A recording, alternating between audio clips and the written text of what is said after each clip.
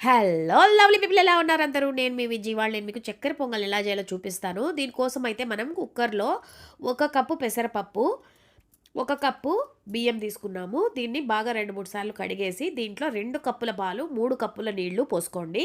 5 కప్పులు మొత్తంగా వేసుకున్నాము. మీరు కావాలనుకుంటే 5 కప్పుల పాలు లేకపోతే 5 కప్పుల నీళ్లు కూడా వేసుకోవచ్చు. వేసుకున్న తర్వాత ఇది కుక్కర్ మూత మూసేసి ఒక 5-6 విజిల్స్ వచ్చే వరకు దీన్ని ఉడికించుకుందాం. ఇది ఉడుకుతుండగా మనం మరో స్టవ్‌లో 1 కప్పు నీళ్లు, తర్వాత 2 కప్పుల బెల్లం తీసుకుంటున్నాము. అంటే 1 కప్పు పెసరపప్పు, 1 కప్పు బియ్యానికి 2 కప్పుల బెల్లం కరెక్ట్‌గా సరిపోతుంది. 1 కప్పు నీళ్లు పోసుకోండి. దీన్ని బాగా కరిగాక పక్కన పెట్టేసుకోండి.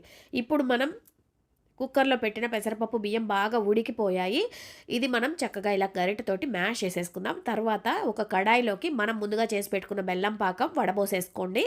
దీంట్లో ఏదైనా ఇసక అది ఉంటే వచ్చేస్తుంది. ఇప్పుడు దీంట్లో మనం ముందుగా చేసి పెట్టుకున్న పెసరపప్పు, అన్నం ఉంది కదా! అది దీంట్లో వేసేసి బాగా కలిపి ఒక 5 నిమిషాలు చక్కగా ఉడకనివ్వండి. ఇది ఉడుకుతుండగా మరో ప్యాన్‌లో కొంచెం ఒక 3 స్పూన్ల నెయ్యి వేసి దీంట్లో ద్రాక్ష, జీడిపప్పు వేసి బాగా వేయించేసుకోండి. వేయించుకున్న తర్వాత మనం ముందుగా రెడీ చేసి పెట్టుకున్న పొంగల్లో ఇది వేసి కలిపేసుకుంటే కమ్మటి చక్కెర పొంగలి రెడీ అయిపోతుంది. తప్పకుండా ట్రై చేయండి.